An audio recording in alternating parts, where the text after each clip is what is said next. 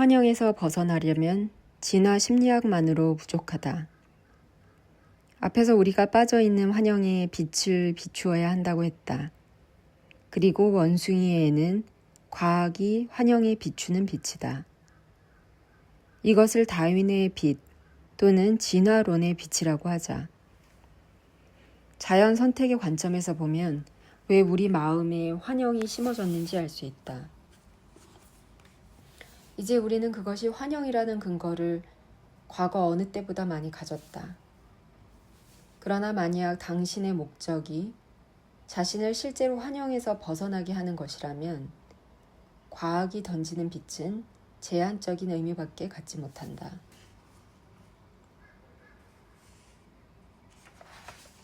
그렇지 않다고? 그렇다면 간단한 실험을 해보자. 우선 우리가 도넛을 비롯한 단 음식에 느끼는 욕망이 일종의 환영이라는 사실을 기억하자. 다시 말해, 단 음식에 대한 욕망은 실제 먹었을 때 느끼는 쾌락보다 더 지속적인 쾌락을 암묵적으로 약속하지만 그 과정에서 단 음식을 먹은 뒤의 허탈감에 눈멀게 된다는 사실을 기억하자. 이 사실을 똑똑히 기억한 채 설탕 도넛을 당신의 얼굴 15cm 앞에 가져다 놓자. 어떤가? 도넛을 먹고 싶은 욕망이 거짓말처럼 줄어드는가? 나는 잘 안 된다. 아마 당신도 크게 다르지 않을 것이다. 내가 진화 심리학을 파고들면서 알게 된 사실이 있다. 그것은 인간이 처한 상황에 대한 진실을, 적어도 진화 심리학에서 말하는 진실을 알았다 해서 그 자체로 우리의 삶이 나아지지 않는다는 사실이다. 어쩌면 진실을 알게 된 삶은 진실을 알기 전보다 더 나쁠 수도 있다. 왜냐하면 인간이 소용없는 쾌락의 쳇바퀴에 갇혔다는 사실을 안 데다 그 덤으로 쾌락의 쳇바퀴가 지닌 부조리함의 근거까지 알게 되었기 때문이다. 다시 말해 이제 당신은 마치 다람쥐 쳇바퀴처럼 아무 소용도 없이 계속 달리고 있다는 사실을 깨달았다. 사실 설탕 도넛의 살인은 빙산의 일각에 불과하다. 실제로 우리는 음식과 관련한 자제력 부족에 깔린 진화적 논리를 그다지 불편해하지 않는다. 어쩌면 우리는 자연의 섭리에 저항하는 것은 애당초 어려운 일이라며 자위할지 모른다. 그런데 내가 진화 심리학을 공부하면서 깨달은 사실은 인간이 가진 환영이 도넛을 먹는 행위뿐 아니라 그 밖의 수많은 행동에 영향을 미친다는 사실이다. 예컨대 우리가 지닌 환영은 타인과 자신을 대하는 방식에도 영향을 준다. 이 영역에 있어서 진화적 관점에서 본 자기인식은 때로 매우 불편하게 느껴졌다. 티베트 불교의 명상 지도자인 용계 민규르 린포체는 이렇게 말했다. 행복이란 결국 정신적 고통을 자각하는 불편감과 정신적 고통에 휘둘리는 불편함 가운데 선택하는 문제입니다. 린포체의 말은 참된 행복 실현을 방해하는 마음에서 벗어나려면 우선 그 마음을 자각해야 한다는 뜻이다. 그리고 마음에 대한 이러한 자각은 되게 불쾌한 경험일 가능성이 높다. 그래도 좋다. 고통스러운 자기 인식이지만 그것은 궁극적으로 우리를 더 깊은 행복으로 데려다 줄 것이다. 사실 내가 진화 심리학에서 얻은 자기 인식은 두 선택의 나쁜 점만 모아놓았다. 즉 고통스러운 자기 인식이면서 깊은 행복감도 주지 못했다. 진화 심리학을 공부하면서 나는 정신적 고통을 자각하는 불편함을 겪는 동시에 정신적 고통에 휘둘리는 불편함도 감수해야 했다. 예수는 나는 길이요 진리요 생명이니 라고 말했지만 내가 진화 심리학에서 발견했다고 믿은 진리는 그러나 길이 아니었다. 또 나는 진리는 너희를 자유롭게 할지니라는 예수의 말에도 의구심이 생겼다. 나는 진화 심리학으로 인간 본성의 기본적 진실을 알았다고 생각했으나 그와 동시에 여러 가지 환영이 인간을 옥죄고 있다는 사실도 이전보다 더 분명하게 인식했다. 내가 진화 심리학에서 알게 된 진실은 보드게임에서 곤란한 상황을 즉시 모면하게 하는 감옥 탈출 카드가 결코 아니었다. 그렇다면 나를 자유롭게 만들어줄 다른 종류의 진리가 존재할까? 그렇지는 않을 것이다.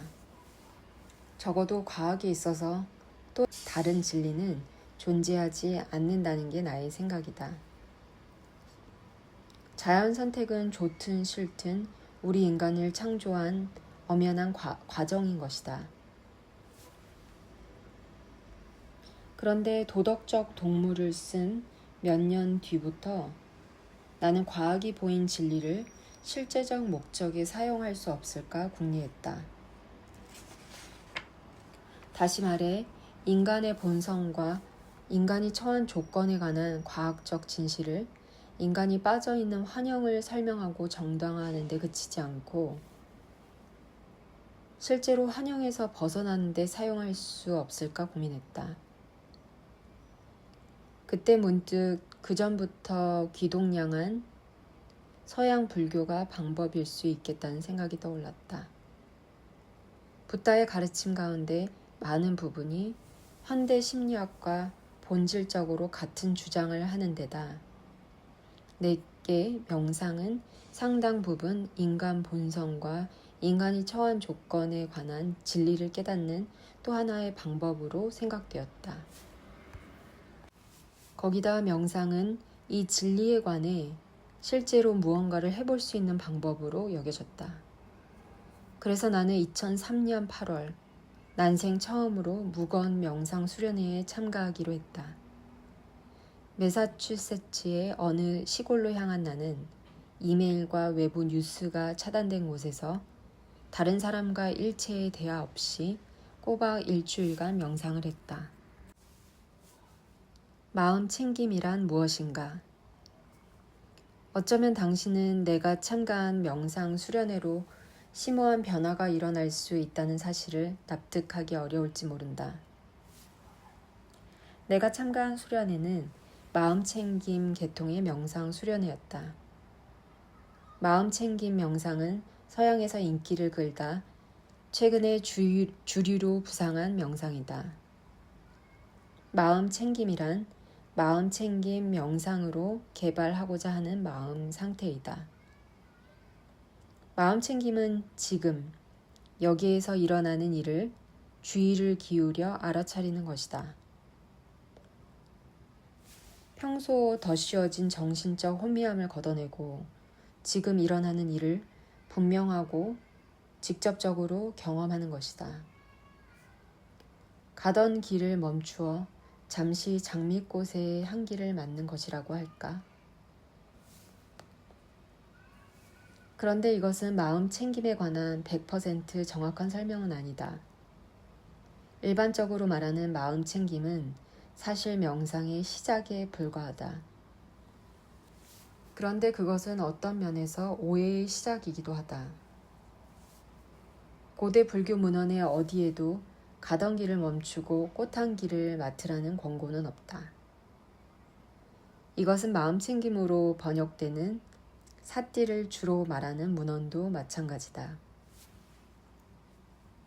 실제로 고대 불교 문헌은 이와는 매우 다른 메시지를 전한다. 고대 불교 경전 가운데 마음챙김의 바이블로서 마음챙김의 4가지 토대로 알려진 염처경은 우리 몸이 더러운 물질로 가득하다고 상기시킨다. 그러면서 똥, 담즙, 가래, 고름, 피, 땀, 지방, 눈물, 피부, 기름, 침, 점액, 관절액, 오줌 같은 몸의 요소에 대해 명상하라고 가르친다. 또 우리 몸이 죽은 상태에서 하루, 이틀, 사흘, 부풀어 검푸르게 골마 터지는 장면을 머리에 그려보게 한다. 그런데 나는 마음 챙김 명상에 관한 베스트셀러 중에 멈추어 똥 냄새를 맡으라는 제목의 책을 보지 못했다. 또 담즙과 가래, 고름, 그리고 언젠가는 썩어 문드러질 내 시체에 대해 명상하라고 가르치는 명상 지도자도 만나지 못했다. 오늘날 고대의 명상 전통으로 제시되는 것들은 실은 고대 명상 전통을 선택적으로 변형한 것이다.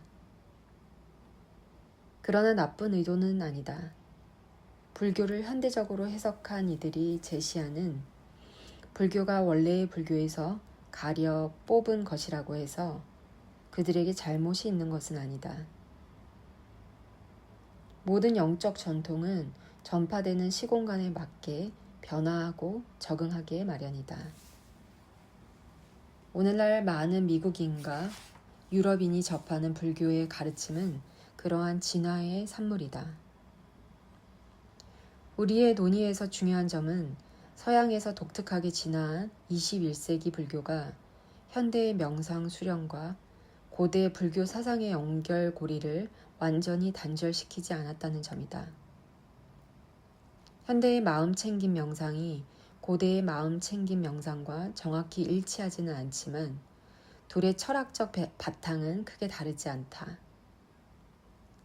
현대의 마음챙김 명상이든 고대의 마음챙김 명상이든 그 밑바탕에 깔린 논리를 충실히 따라가 보면 인간은 매트릭스라는 환영의 세계에 살고 있다는 통렬한 주장과 만나게 된다. 마음챙김 명상이 극히 세속적인 명상으로 보여도 부지런히 수행하면 빨간 약을 먹었을 때 볼 수 있다고 모피어스가 말한 것을 보게 된다. 다시 말해 인간이 가진 환영이 얼마나 뿌리 깊은지 알게 된다. 첫 명상 수련회의 강렬한 경험으로 나는 인간이 가진 환영이 얼마나 뿌리 깊은지 보고 싶어졌다. 그래서 그때부터 불교 철학에 관한 책을 읽고 불교 전문가들과 이야기를 나눴다. 명상 수련회에 자주 참가했으며 일상으로 돌아와서도 하루도 빼놓지 않고 명상을 했다. 이로써 나는 영화 매트릭스가 왜 다르마 영화로 불리는지 더 분명히 알게 됐다. 나는 진화 심리학을 공부하면서 사람이 본성상 미망에 빠지기 쉬운 존재라는 사실을 이미 충분히 납득했었다. 그런데 불교는 그보다 더 통렬한 그림을 그렸다.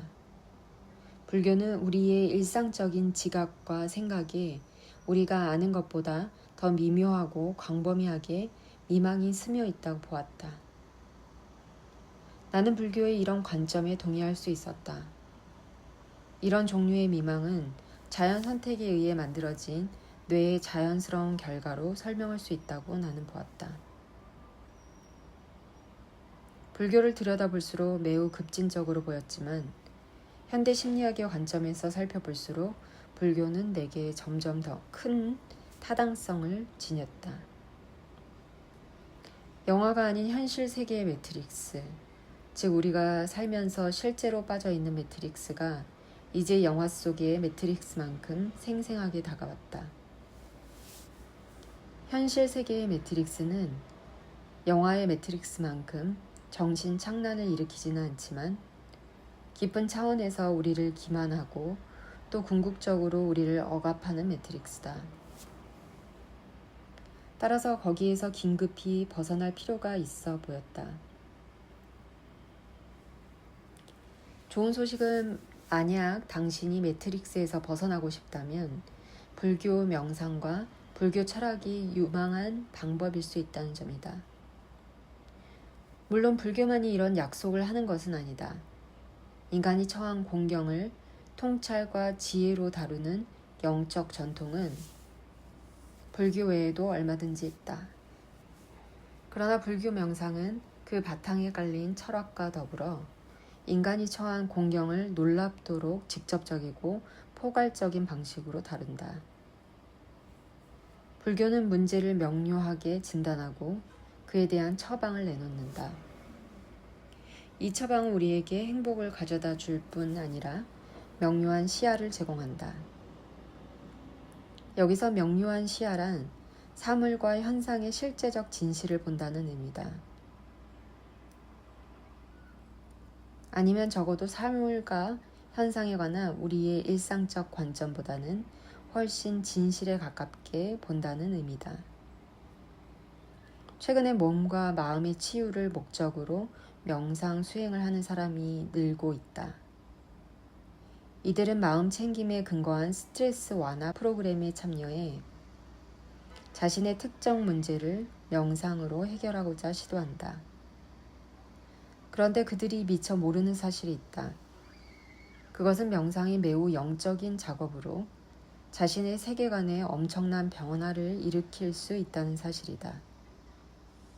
모피어스가 네오에게 말한 것처럼 명상을 하면 자신도 모르는 사이에 매우 근본적인 선택, 오직 자신만이 내릴 수 있는 선택의 문턱에 서게 된다. 나는 단지 문을 보여줄 뿐 실제로 문을 지나가야 하는 사람은 너야. 이 책은 문을 보여주고 또 문 너머에 무엇이 있는지 보여주려는 시도이다. 그리고 왜 문 너머에 있는 세상이 지금껏 우리가 익히 알던 세상보다 더 진실에 가까운지를 진화 심리학이라는 과학의 렌즈로 설명하려는 시도이다.